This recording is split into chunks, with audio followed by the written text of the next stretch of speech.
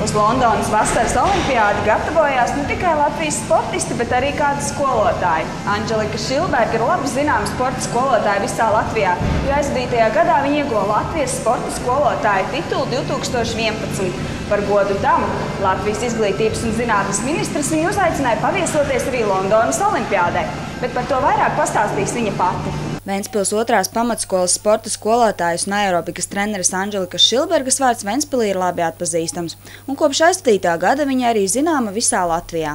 Aizvadītajā gadā Ventspils 2. pamatskolas direktori pieteica Anģeliku konkursam par labāko sporta skolotāju Latvijā, un pēc vairākām konkursa kārtām, kurās viņa sevi godam parādīja, gada nogalē viņa no izglītības un zinātnes ministra Roberta Ķīļa rokām saņēma jau uzvarētājas balvu. Tuvojoties vasaras olimpiskajām spēlēm Londonā, valsts augstākās amatpersonas saņem ielūgumus apmeklēt šo pasākumu. Par savu pavadonu šajā vēsturiskajā pasākumā Londonā izglītības un zinātnes ministrs izvēlējās tieši ventspilnieci Anģeliku Šilbergu. Kā stāsta skolotāji, tas bija emocionāls notikums viņas kā sporta skolotājas dzīvē. Viņa pirmoreiz mūžā sajutusies kā VIP persona. Londonā viņa izbaudīja īpašu olimpisko programmu, apmeklējot 4x400 sieviešu stafešu, 4x100 vīriešu stafešu, vīriešu šķēpmešanas, sieviešu augstleikšanas un vīriešu basketbola finālus. Vai tu tikies arī ar latviešu olimpiešiem? Jā, mums bija tāda izdevība ciemoties olimpiskajā pilsētiņā pie sportistiem, un mēs pat redzējām visu mūsu labāko zelta puisēnu, jau divkārtēju olimpisko čempionu Strombergu Māri, un mēs pat nobildējāmies kopā, un es pat rokās dabūju paturēt viņa zelta medaļu, un dabūjām pat izrunāties, kā viņam gāja, kādas bija emocijas. Tā kā īstenībā ikaunietes Lauru mēs redzējām, un arī sabildējāmies kopā, un viņu to priekšstatu par pirmo olimpiādu dzirdējām, tā kā bija viss ļoti jauki. 3 dienu laikā Londonā skolotāji pagūs satikt vai arī redzēt tūmā dažādas sporta zvaigznes, un ne tikai. Mēs taču bijām arī uz fināla spēli par zeltu, kur spēlēja Amerika un Spānija, tā kā es arī redzēju Džeimsu un abus brāļus Gazolus.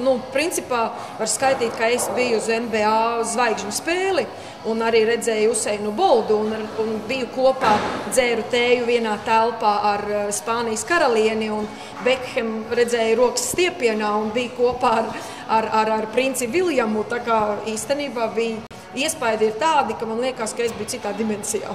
Nenoliedzami vislielākais notikums šīs vizītes laikā bija Londonas vasaras olimpiādas noslēguma ceremonijas apmeklējums. Sēžot un skatoties noslēguma ceremoniju, iespaids bija tāds, ka tā neesmu es, kas vispār to visu redzu, ka tā mūzika un tas grandiozums un tie 80,000 cilvēku un stadions pārpildīts un krāsas, skaņa, emocijas. Tas ir īstenībā vārdam neaprakstām, un tāda sajūta bija, kad emocijas bija tik sakāpināts, ka mēs kopā ar ministru kungu celāmies kājās, tad, kad bija jāceļās, kad bija jādzied, tad mēs dziedājām. Tā kā īstenībā bija ļoti, ļoti jauki, ļoti skaisti. Ikdienā Anģela ir ļoti aktīva. Viņa strādā ar bērniem Ventspils 2. pamatskolā un atrod arī laiku ventspilnieciem, kas vēlas nodarboties ar aerobiku. Dienu pēc atgriešanās no Londonas viņu sastopam jau ierastajā sporta vidē, Ventspils peldbaseina aerobikas zālē. Kurzemes televīzijai viņa stāsta, ka pat atrodoties Londonā viņa jutās kā darbā. Daudzas lietas, ko novēroja, ieviesīs arī savās nodarbībās. Redzēju, cik interesanti iesildās bolts ar visām savām emocijām. Redzēju, cik atvērti ir Amerikas sportisti pirms starta, un tad bija ļoti interesanti apskatīties un salīdzināt, kā gatavojās Āfrikas sportisti, kā gatavojās Somu sportisti, kā atšķirās temperaments, un pat dažs vingrinājums ļoti interesants apskatījos, iesildošos. Pavadot 3 dienas kopā ar izglītības un zinātnes ministru Robertu Ķīli, neizpalika arī dažādas pārunas par izglītības sistēmu valstī un citām saistītām tēmām, piemēram, vērtēšanas sistēmu un atalgojumu pedagogiem.